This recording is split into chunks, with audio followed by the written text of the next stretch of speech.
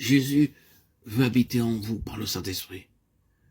Ce Saint-Esprit qui nous rend saints. Et voyez quel changement chez les disciples à la Pentecôte. Ayant reçu le Saint-Esprit, voyez maintenant avec quelle hardiesse il parle en présence de ceux qui le menacent de mort. Nous devons obéir à Dieu plutôt qu'aux hommes, disent-ils.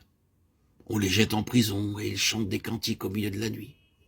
Oh, quel merveilleux changement le Saint-Esprit a apporté dans leur vie. Qu'est-ce que cela doit nous enseigner? Nous parlons très souvent de notre propre vie et de la vie selon l'Esprit. Avez-vous dit à Dieu, peut-être l'avez-vous dit souvent, « Seigneur, comment puis-je être délivré de mon moi ?» Eh bien, cela vous a-t-il été révélé?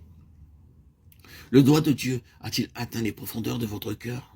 Et avez-vous été amené à dire, « Oh Dieu, mes échecs proviennent de ma confiance en moi-même, de ma propre volonté, de mon désir de faire ce qui me plaît. » C'est ce maudit « moi » qui veut dire son mot à propos de tout. Et il n'y a aucune puissance qui puisse l'expulser, excepté la puissance de la présence de Jésus. Vous pouvez être troublé au sujet de quelques définitions théologiques concernant la manière dont ceci s'accomplit.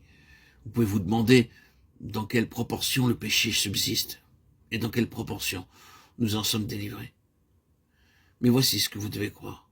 Bien que vous ne puissiez l'expliquer, croyez que l'esprit de sainteté qui vous est donné est la sainteté même de Jésus dans votre cœur. Que ceci vous suffise.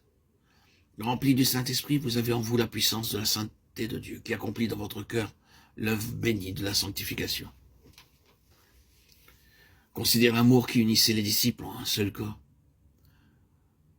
J'ai parlé tout à l'heure de leur rivalité.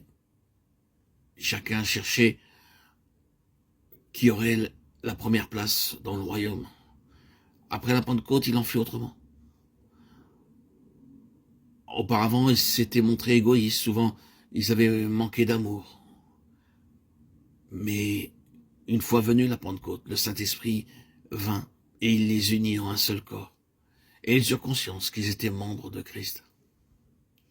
Et ils s'aimèrent les uns les autres, de sorte qu'ils accomplirent des choses dont on n'avait jamais entendu parler auparavant. Bien qu'ils n'eussent entre eux, pour la plupart, aucun lien de parenté, ils se mirent à vendre leurs biens et leurs propriétés, et à mettre en commun tout ce qui leur appartenait.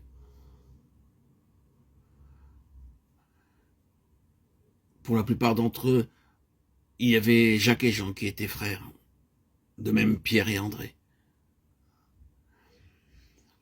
Donc, ils mirent tout en commun. Et ce fut le résultat de la venue du Saint-Esprit et de l'amour de Dieu dans leur cœur.